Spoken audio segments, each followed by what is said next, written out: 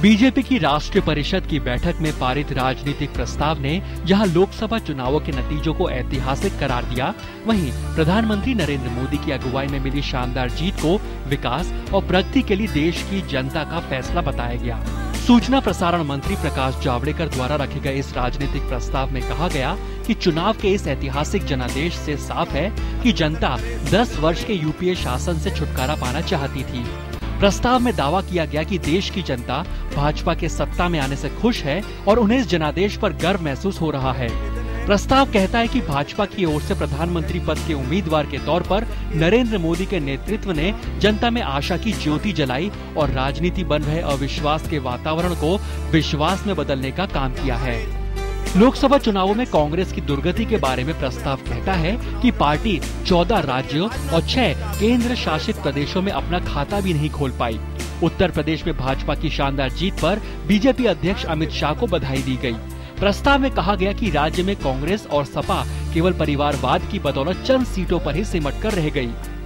सर्वसम्मति से पारित इस प्रस्ताव में कहा गया कि मोदी सरकार प्रशासन में अनुशासन लाने में कामयाब हुई है। इसके अनुसार कांग्रेस ने यूपीए सरकार में पूरी अफसरशाही अनियंत्रित और दिशाहीन हो गई थी, लेकिन प्रधानमंत्री मोदी ने दायित्व संभालते ही फाइलों के त्वरित निपटारे, कार्यालय का माहौल, साफ सफाई से लेकर चुस्त दुरुस्त निर्णय प्रक्रिया के रूप में एक नई संस्कृति के विकास पर बल देकर प्रेरणादायक वातावरण का निर्माण किया। भाजपा सरकार ने सत्ता संभालते ही महंगाई पर लगाम कसने और कीमतों को स्थिर रखने के कड़े कदम उठाने की सराहना करते हुए प्रस्ताव में कहा गया कि 100 दिन में महंगाई कम करने का दावा करने वाली कांग्रेस नितसप्रंग सरकार ने सत्ता में आने पर अपने हाथ खड़े कर दिए थे और जनता ने कांग्रेस की इस विफलता के लिए उसे आम चुनाव में अच्छा सबक सिखाया।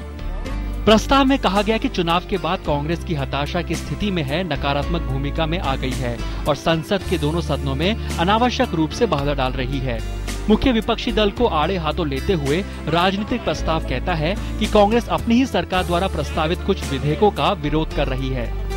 अर्थव्यवस्था के मोर्चे पर प्रस्ताव में कहा गया है कि देश की जनता बड़ी बेसब्री से मोदी सरकार के पहले बजट की बाट जो रही थी और इस बजट ने सपरंग सरकार की नीतियों से रसातल में जाती देश की अर्थव्यवस्था को पटरी पर लाने का काम किया है। प्रस्ताव दावा करता है कि निश्चित रूप से मोदी सरकार का ये पहला बजट एक स्वर्णिम भारत के निर्माण की ओर पहला कदम है। ये बजट पेश करने के लिए प्रस्ताव में वित्त मंत्री अरुण जेटली को बधाई दी गई कि उन्होंने महज 45 दिन में प्रधानमंत्री नरेंद्र मोदी के एक भारत श्रेष्ठ भारत की सोच को अपने बजट में साकार किया।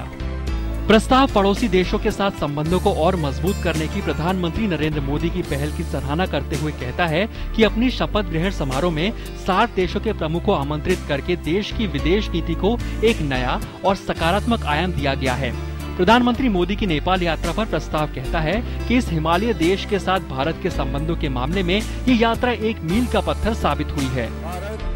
सुधाकर दास, शैलेंद्र मिश्र के साथ राजेश राज की रिपोर्ट, डीडी न्यूज।